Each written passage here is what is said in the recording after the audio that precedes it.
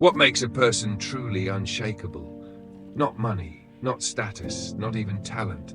It's something quieter, something deeper. The Stoics called it the soul. Let's take a breath, not to optimize, not to plan, but simply to pause. Because today's video isn't about life hacks or external success. It's about something deeper, something invisible but powerful. We're talking about the soul, the inner architecture that the Stoics built silently, day by day. You see, behind every Stoic quote you love, behind every action of discipline or calm you admire, there's something more, a foundation, a quiet strength, a stillness that doesn't shake when the world does. That's the soul. And it's not some mystical force, it's your center. Seneca called it a mind in harmony with itself. Marcus Aurelius reminded himself that you have power over your mind, not outside events. In a world obsessed with doing more, the Stoic dares to be more. Because here's the truth. Your habits will evolve, your goals will shift, even your relationships will come and go. But what remains through it all is your soul. If your soul is shallow, every storm will wreck you. If your soul is deep, you'll walk through storms, unshaken. And that's what we're exploring today. What is the Stoic soul? Why does it matter, especially now? How do we build it through simple, honest practices? And what kind of energy does it bring into the world? This isn't a motivational video, this is a mirror. It's an invitation to stop outsourcing your strength and come back home to yourself. So find your breath, let's begin. Chapter 1. What is the Stoic soul? So what is the Stoic soul? It's not something you'll find written in stone or captured in a single quote. It's not something you get once and keep forever. The Stoic soul is a foundation, a quality of being that you build slowly and protect deliberately. It's the inner core from which everything flows. It's not mystical or religious. It's not abstract or woo-woo. And it's definitely not about being emotionless or cold. The Stoic soul is simply this, a self that remains intact regardless of what the world throws at it. Seneca called it a mind in harmony with itself. Imagine that.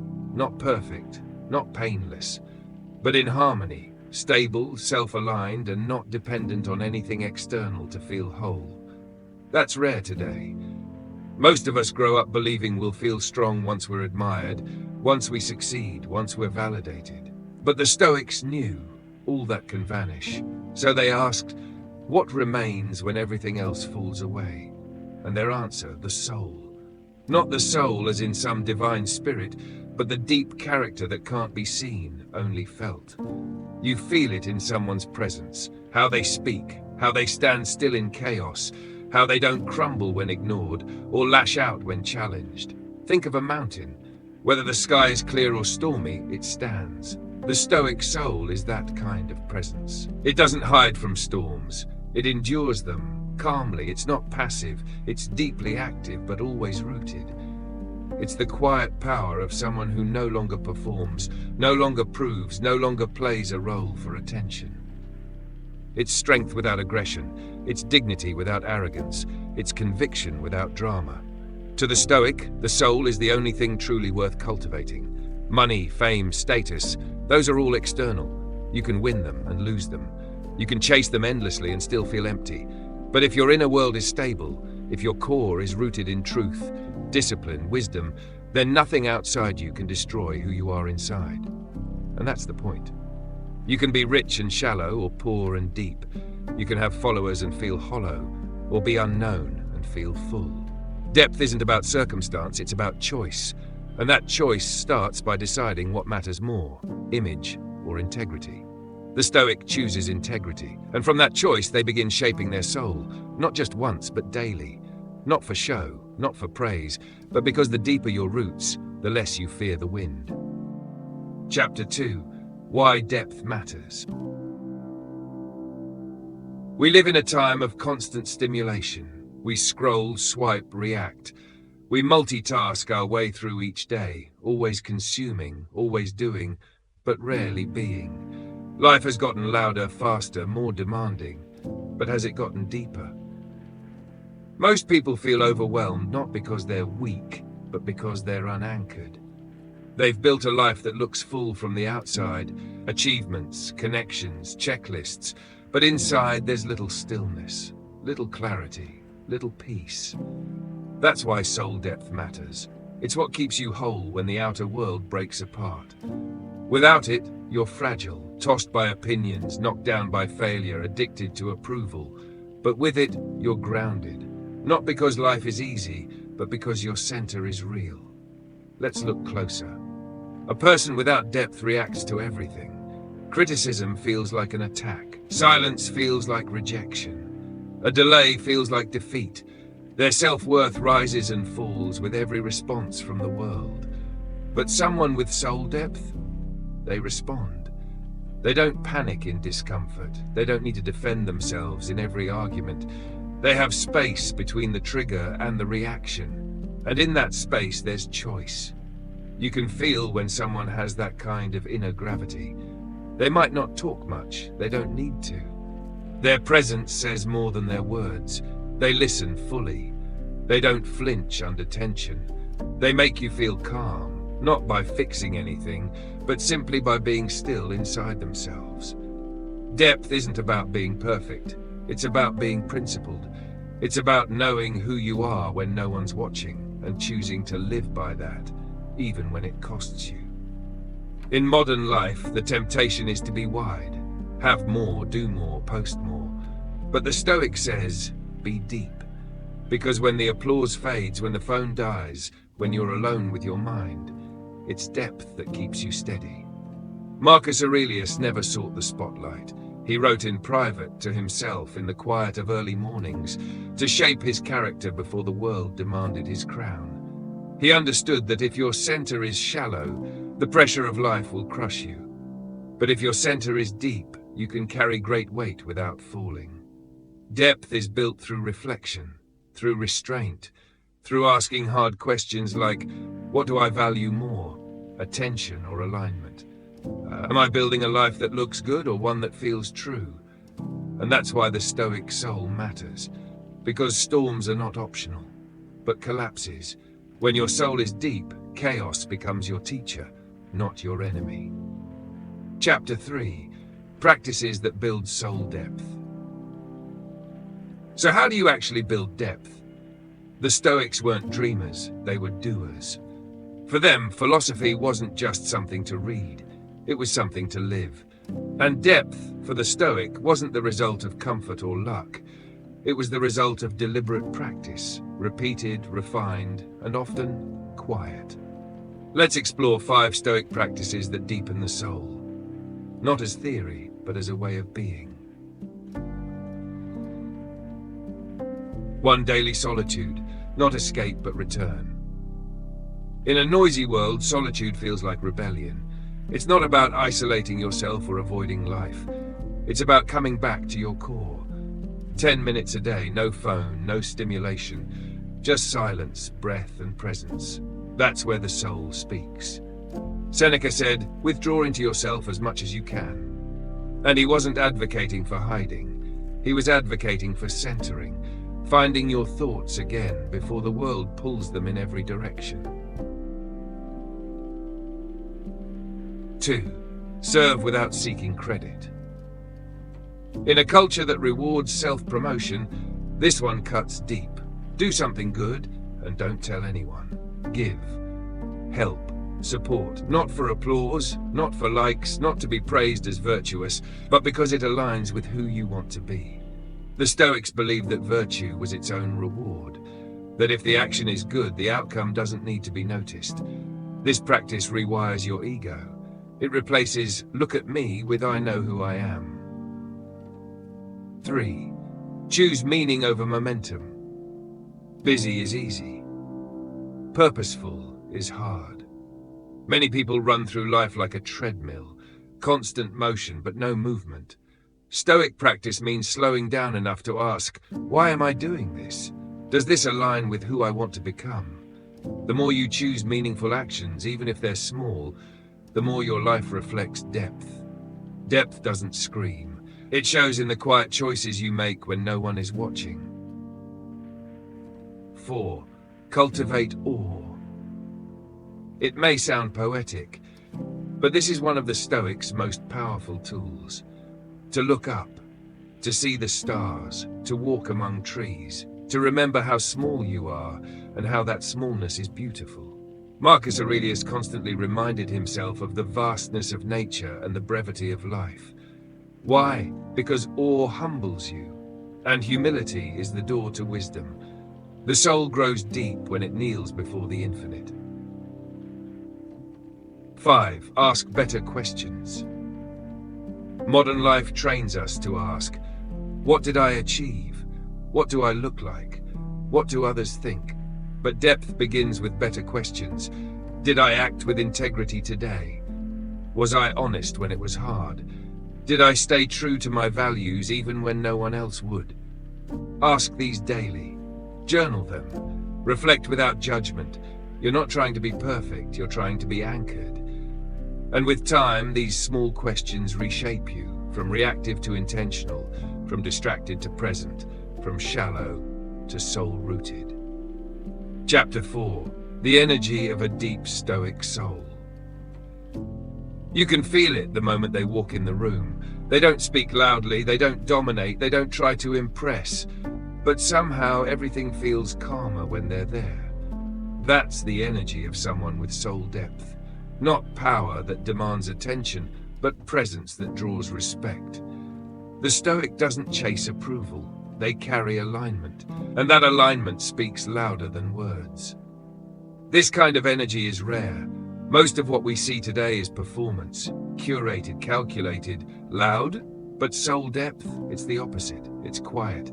It's not about being passive or indifferent. In fact, it's deeply engaged, but not by trying to control the world, by staying true within it.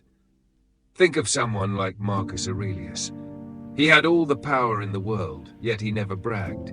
In fact, he constantly reminded himself to stay humble, to remain simple, to avoid being carried away by fame or luxury. That's the soul at work, checking the ego before it rises. Or Epictetus, born a slave, walking with a limp, possessing no riches. But when he spoke, others listened, not because he shouted, but because he meant every word. That's depth. You don't need volume when your words are rooted. So what does this energy actually look like? It looks like calm in chaos, not because you control everything, but because you don't need to. It looks like holding your ground in a disagreement without raising your voice. It looks like leaving a room quietly, rather than staying to argue your worth. It looks like helping someone, even if they never thank you. It looks like integrity, quiet, constant, and completely non-negotiable. You know what else it looks like? It looks like someone who can be still. Stillness is not the absence of life. It's the presence of depth. It's a signal that you've done the inner work, and you're no longer thrown by every wave, every comment, every shift in the wind. That's what makes people with soul depth so magnetic. They don't pull others in with effort. They attract through clarity. They radiate a kind of unshakable enoughness. They don't need to be seen. They just are. They don't need to be right. They just live true. They don't need to argue because they've already chosen who they are. And that, in today's reactive, loud, fast-moving world, is power. Not the kind of power that demands, the kind that endures. Chapter 5. Stoic phrases to anchor inner depth. Sometimes the soul needs a compass. Not a lecture, not a book.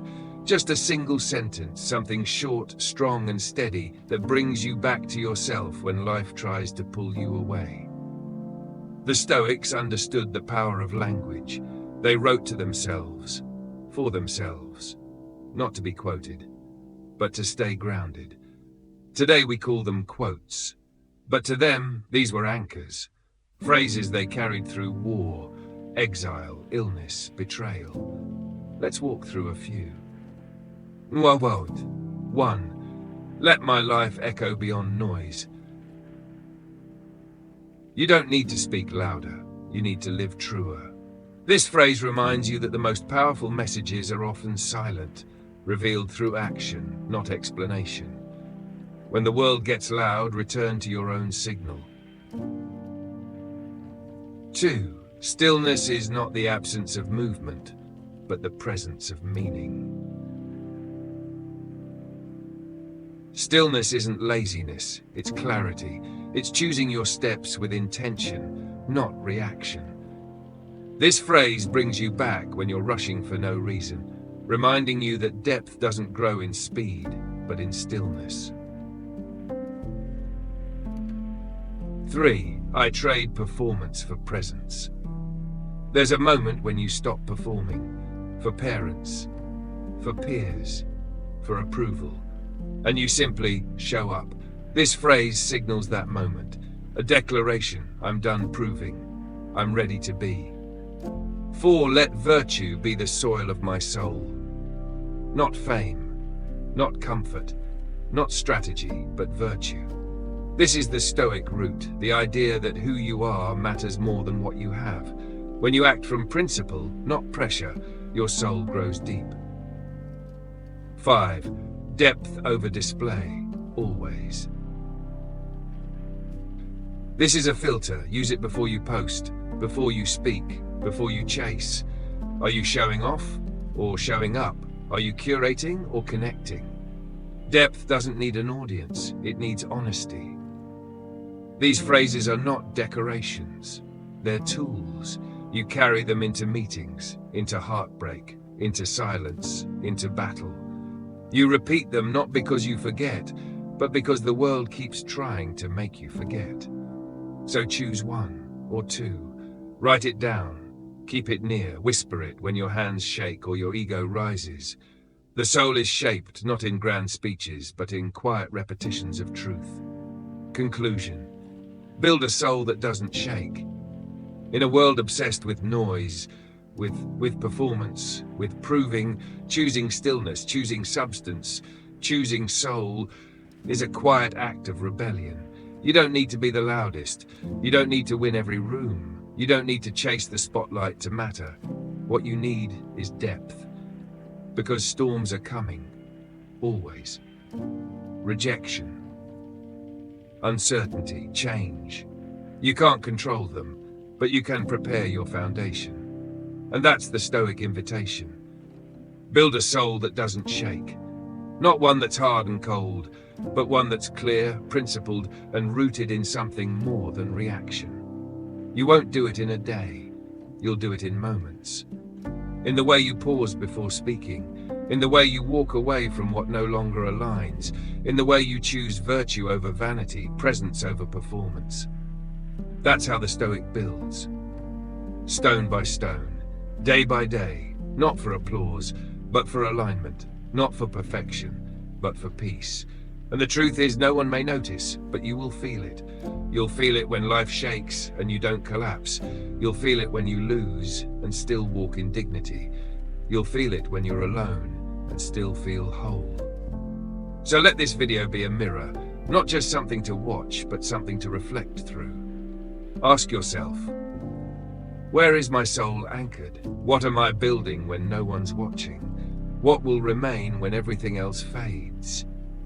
Because that's the legacy, not your numbers, not your image, but your soul. Thank you for watching Stoic Wisdom today. Comment below. I choose depth over display. I read every reply and I'll answer any questions or thoughts you leave. Let's build this together. And if you haven't yet, subscribe. Not for me, but for your own quiet practice of growing wiser week by week. Until next time, stay grounded, stay wise, and stay stoic.